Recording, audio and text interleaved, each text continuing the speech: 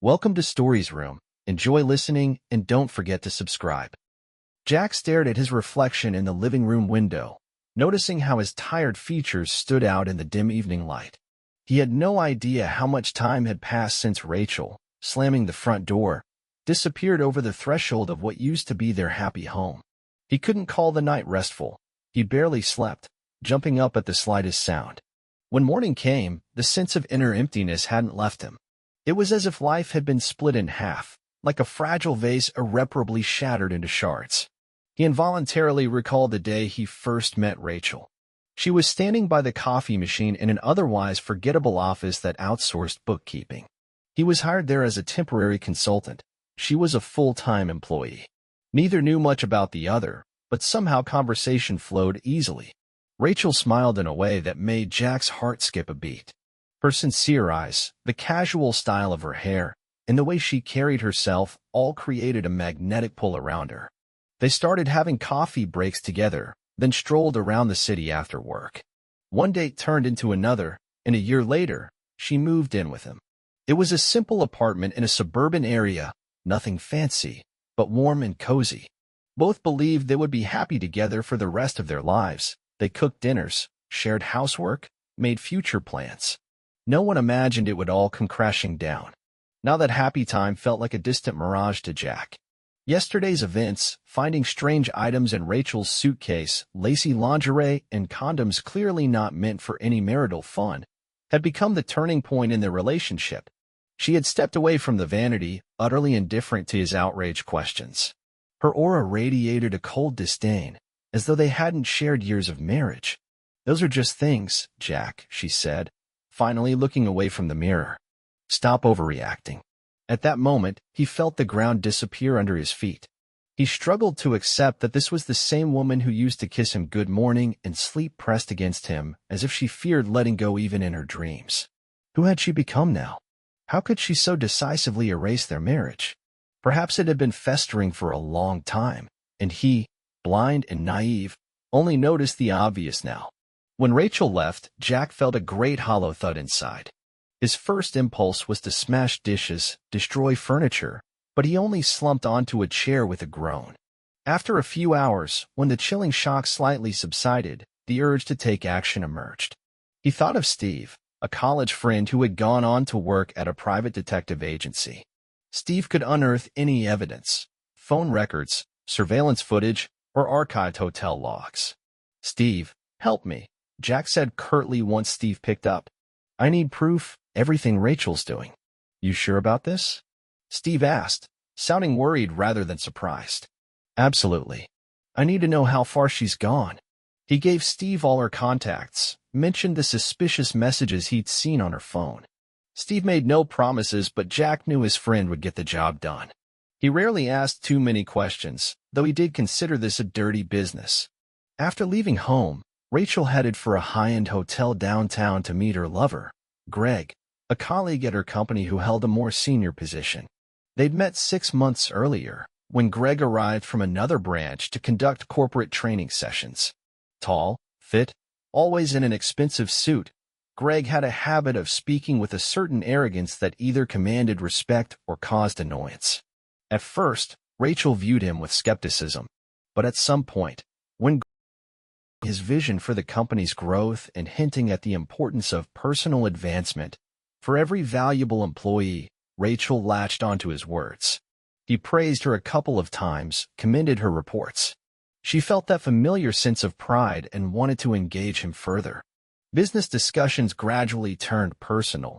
They had lunch together, and later started meeting after work. Flirtatious glances evolved into secret evenings in a bar. One night, after a corporate dinner, Greg saw her to her car and kissed her. She did not resist. Initially, it was borderline. She still considered herself a faithful wife but couldn't deny her growing attraction. Greg knew she was married, but it didn't bother him. He played the role of a mentor, offering help with her career, suggesting she upgrade her car, expand her network. Step by step, their forbidden connection solidified. They met in hotel rooms he booked under the pretext of business in town. Every time, Rachel told herself, this is the last time, just a fling. Yet something warm flared inside her at Greg's touch. Words ceased to matter. That same evening, after leaving Jack, Rachel made her way to a fifth-floor suite. The spacious room, with panoramic windows overlooking a bustling, brightly lit street, was already occupied by Greg. He'd taken off his jacket and was sitting in an armchair, casually sipping whiskey. "You came," he said with a sly grin, rising to greet her. "How does it feel?" "Terrible," she admitted, forcing a smile. "I fought with Jack. I'm not sure what happens now." "Forget him, baby," Greg said, brushing a strand of hair from her forehead. "He's your past. Remember why we're together. We like how this feels." His voice was so self-assured, and when Greg spoke in that low, drawn-out tone, Rachel's heart beat faster. He leaned in to gently kiss her neck, and she felt that familiar thrill. She realized she'd been craving this moment all day, the subtle scent of his cologne, his arms sliding around her waist. "I'm free now," she said softly, wrapping her arms around his shoulders. "Free to do whatever I want with you." "Is that so bad?" Greg teased, lightly biting her lower lip. His touch ignited her desire. For the past few months, they'd snatched brief encounters, quick kisses in a car, nights in random hotels, reveling in that sweet, forbidden fruit. Now she felt she no longer had to play the respectable wife. Greg guided her to the bed, plush and wide, dressed in crisp white sheets. He unbuttoned her blouse slowly, letting her feel every jolt of her pounding heart. She shivered in the slight chill, but his warm hands soon moved over her sides. As the fabric fell to the floor, he covered her with kisses, pressing her so close that not a sliver of space remained between them. "You're so beautiful," he whispered, his lips moving lower. "And I'd be a fool to pass up the chance to be with you." "Greg," was all she managed to say, her eyes fluttering shut. Her hair tumbled over her shoulders as she fell back onto the covers. Greg touched her skin as though mapping a newfound treasure. His fingers passed over her collarbones, neck, the curve of her abdomen, each caress raising goosebumps. The tension that bound them melted into a wave of passionate closeness, leaving no room for guilt.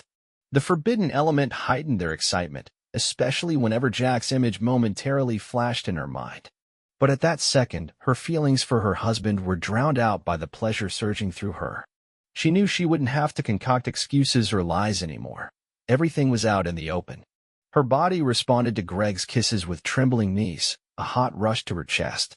She slid her hands over his back, her nails lightly scraping as he moved with steady, confident thrusts, pressing even closer. "I'm here for you," he whispered, his breath ragged as their hearts thundered in sync. Always. Perhaps they were merely pretty words, but Rachel wanted to believe someone cherished her, right this moment. She arched toward him, all thoughts of her husband, home, and office life dissolved in the fiery instant of passion. Her breath quickened. She felt Greg's grip tighten. The world disappeared except for their entwined bodies and the muffled moans blending with the rustle of sheets. In that moment, she was certain that the only thing that mattered was being here with him. Everything else was just background noise. Afterward, the room was momentarily still. Greg lay next to her, breathing heavily, his arms around her, and she shut her eyes, listening to his heartbeat. She wanted to forget about the layoff, arguments, and everything that waited outside that hotel door. Thoughts of Jack were distant illusions, though she knew a confrontation with reality was inevitable. When they calmed down, Greg went to take a shower, leaving Rachel lying on the bed, staring at the ceiling. Inside her, two states warred, the relief of having finally revealed everything and the terror of the consequences. She knew perfectly well that society was harsh on women who cheated. Her colleagues were likely already whispering behind her back, and the career she'd worked so hard to build could now be jeopardized. "Damn," she murmured. "How is this going to turn out?" "Don't worry," Greg called out from the bathroom, his tone relaxed. "Like I said, I'll support you. Just do what I say." Meanwhile, Jack received Steve's first updates, a series of text messages containing photos and copies of Rachel's phone records. They documented hotel stays with Greg, approximate hours of their meetings. Jack's pulse quickened with each new image. He could clearly see Rachel and Greg embracing at the hotel reception, kissing in the office parking lot. That was enough to make Jack's hands tremble. "God," he whispered, exhaling through clenched teeth. They didn't even bother hiding. Rather than breaking down in tears, Jack felt an icy, remorseless composure. His emotions had solidified into a frozen mass of hatred and deep hurt. Resolutely, he called Eric, an old acquaintance specializing in video presentations at large events. "Eric, I need something extreme," he said over the phone. "Can you arrange a video broadcast at Rachel's corporate event tomorrow?" Eric asked, astonished. "Are you crazy? I need clearance for the venue's equipment, plus a secret setup." "You'll be paid generously," Jack said quietly. "All I need is for everyone to see it on the big screen, without warning." Rachel's company was about to host its annual corporate ball, a grand affair in a luxurious venue. Top executives, media outlets, and partners would all attend. Official speeches were planned, along with an awards ceremony.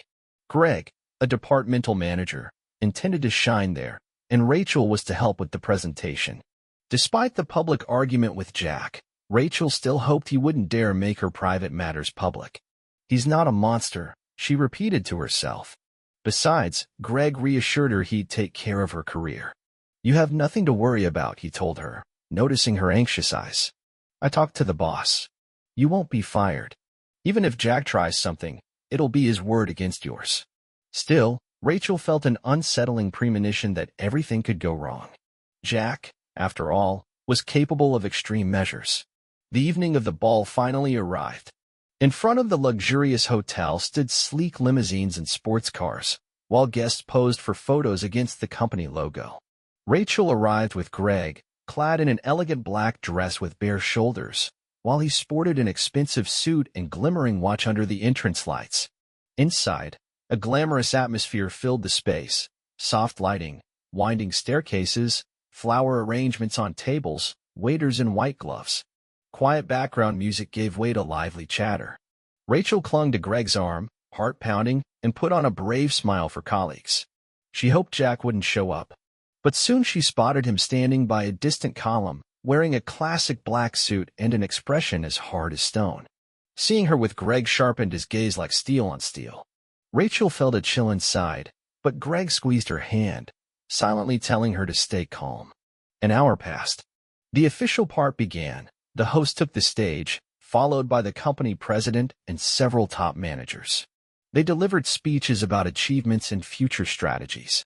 Everything proceeded as planned, until the host suddenly announced, "And now, a little video surprise for all our guests."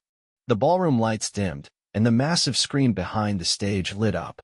At first, the footage seemed harmless, like a standard corporate slideshow. But then text messages popped up, one after another, highlighting intimate exchanges.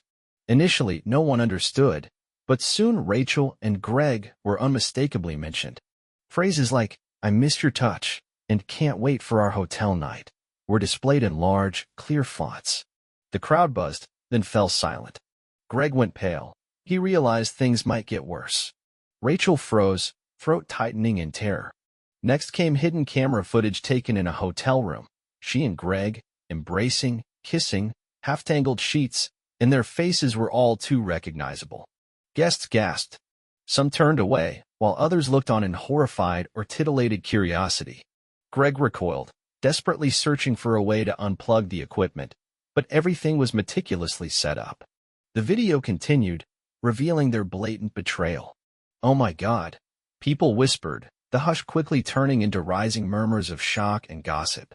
The MC, who hadn't suspected a thing, stared at the control board, trying to figure out who had launched this catastrophe. After a few seemingly endless seconds, Greg yanked out cables, ending the footage. The audience erupted in a cacophony of whispers and exclamations. Some guests rushed for the exit to avoid the scandal, others stood in stunned silence. Company executives were furious. This was a reputational blow in front of important partners. Rachel tried to collect herself, her heart hammering. She barely noticed Jack standing nearby, emerging from the crowd. His face was as cold as polished steel. "You," she gasped, overcome with shame and anger. "How could you?" "Easily," he said calmly, not raising his voice. "You made your choice. I just showed your colleagues how you treat your marriage vows." "You ruined my life," she shouted, forgetting the audience around her. "No," he retorted, lips curling. "You ruined it yourself. I merely opened the door so everyone could see what was behind it."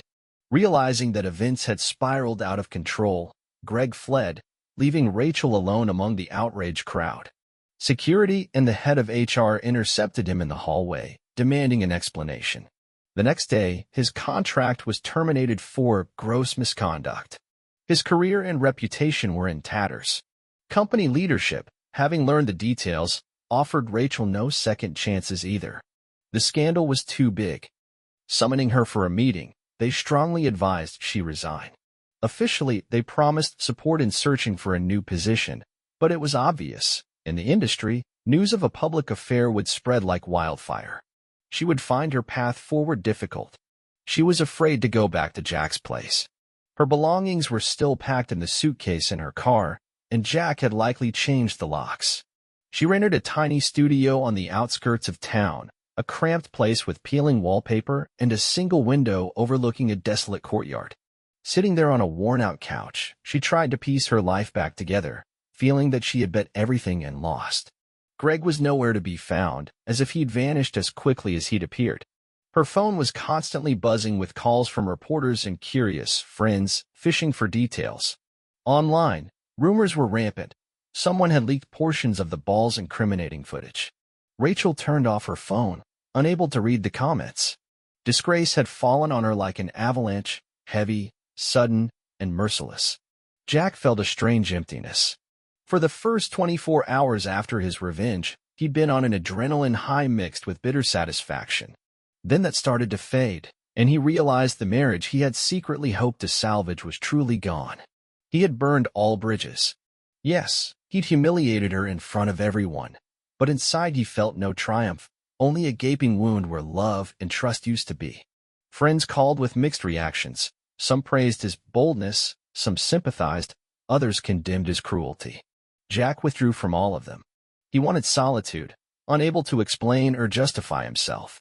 The apartment felt like a refuge, yet also a stark reminder of the past. Everything smelled of Rachel, her books, her very presence.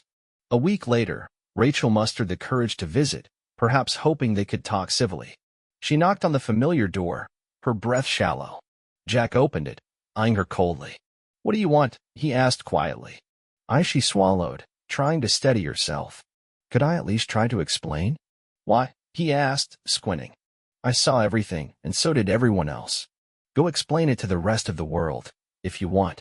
Someone entered the building, walking upstairs but fell silent upon seeing them, passing quietly. Rachel knew the neighbors had heard rumors. Even local news mentions had spread. "I just wanted to say I'm truly sorry," she spoke softly. "I never intended for things to spiral like this. It got out of control." "Things get out of control when you pour gas on the fire," Jack cut her off. "Go away, Rachel. I've had enough." He closed the door slowly but firmly. Rachel stared at its dark brown surface, feeling her world collapse once more, this time for good. All she could do was head back down and wander the streets, unsure where she belonged. That same evening, Jack sat on the couch they had once shared, absently staring at the muted TV. An unfinished bottle of whiskey stood before him. He tasted bitterness in his mouth. He tried to convince himself he had taken his revenge and put an end to the matter. But memories of their life together, her bright smile while he cooked breakfast, the feel of her curled up reading next to him under a blanket, kept invading his mind. "None of that exists now," he told the empty air. "And I made sure there's no way back." Another moment, and he recalled the pain he felt seeing those photos and reading those texts. Leaning his head back against the couch, he knew he had done what he believed was just, but everyone had lost in the end. Less than a week later, Rachel unexpectedly spotted Greg in a dingy cafe near the old office district where she was job hunting. He was staring at his laptop, dressed unusually simply, no stylish cufflinks or expensive suits. When she approached, he scowled. "This is all your fault," he hissed under his breath. "You realize I lost my position because of you?" "Me?" Rachel retorted indignantly. "I don't recall asking you to broadcast our video to the entire company. You were the one who enjoyed the meetings," he snapped. "Think this hasn't hit me hard? I've got a wife and kids, and now that my wife knows." Rachel froze. He'd never told her about any wife or children. Or maybe he had, and she paid no attention. Now he seemed a completely different person, ready to trample anyone in his path to escape trouble. "Get out," he muttered. I have enough problems without you." She wanted to say something but only managed a bitter half-smile. Casting him a last glance, nothing but a suddenly pathetic-looking man in a half-empty cafe, she realized that was the end of their happy story. Soon Rachel discovered how hard it would be to find another job in the city. 2 companies turned her down politely once they learned about the scandal. Colleagues who once praised her talent now avoided being associated with that woman who disgraced the firm. Meanwhile, Jack filed for divorce, stating the apartment belonged mostly to him, given his financial contributions. She was left with minimal savings and ended up working for a small events agency, whose owner cared little about her past as long as she brought in clients. A month after the ball, she felt that life was slowly limping forward, though without the lofty ambitions she once had. Her passion for Greg had disintegrated. Her relationship with Jack had become a memory of raw hatred and revenge. Steve, the private detective, met Jack at a bar one night. Jack had asked him out for a casual drink. "Well, buddy," Steve said, stirring the ice in his whiskey. "You got what you wanted?" "I guess," Jack replied reluctantly. "But it doesn't feel great." "So what now?" "I live," Jack shrugged. "I'm sort of free, but most of the time I feel hollow. Like I lost a piece of myself along with her." Steve nodded sympathetically. He'd seen many such stories, knowing that victory in love or revenge seldom came without pain. Before long, Jack decided he had to change his surroundings. He sold the apartment, quit his job, and pooled his funds to move to another city. He couldn't see himself carrying on in the stifling atmosphere of the past. Scrolling through real estate listings felt strange. The apartment contained so many memories. Still, he proceeded with calm resolve. Right before leaving town, Rachel called him. "Jack," she said quietly. "I heard you're moving." "Yes," he replied curtly. "I just wanted to apologize. Maybe it doesn't change anything, but I'm sorry for everything I did, for not appreciating you. I don't forgive that easily," he admitted. "But maybe someday I can let it go." He wasn't sure why he said it, but suddenly he felt a small piece of his lost humanity returning to him. A few weeks later, Jack settled in a new city, renting a modest apartment. He found work at a small consulting firm. The team was friendly, and no one knew about his past. At last, he could breathe more freely, with no secret glances or pitying stares. Sometimes on weekends, he'd drive out of town to walk through forest trails, alone with his thoughts. One day, he realized he didn't think about Rachel every hour. Only snippets of their life crept into his memory. He was entering a phase of quiet, albeit painful, healing. Meanwhile, Rachel remained in their old city, in her rundown studio on the outskirts. Every morning, as she got ready for work, she sipped her coffee, stared at the shabby wallpaper, and thought about how she had personally destroyed everything of value. Time passed, and she too tried to stand up again. She looked for job openings, took acquaintances' advice if she still had friends left. Part of her wanted to run far away, but she lacked both the funds and the conviction. Greg, having lost his job, vanished from the company. Rumor said he returned to his family in another country, trying to fix his marriage. Some claimed he got divorced. Rachel didn't want to hear. He was just a painful memory now, full of grim irony. Was it all worth it? Thus, in the same city remained 2 people who once loved each other, now weighed down by hatred and guilt. Jack put the past behind him and slowly moved forward. Rachel struggled to survive in the aftermath of her own downfall. Greg disappeared as abruptly as he had appeared. Time set everything in its place. Months later, none of them could truly call themselves a winner, but each received their own harsh reward for deceit and the thirst for revenge. If once they clung to a faint hope of a second chance, now only silence filled the void they had created. Perhaps this story serves as a lesson to others about how easily life can collapse when people cross moral lines and fail to treasure those close to them. For Jack and Rachel, it all ended in betrayal and vengeance, and both knew the past could never be recovered. All that remained was learning to live in the reality they themselves had wrought. That's the end of our story.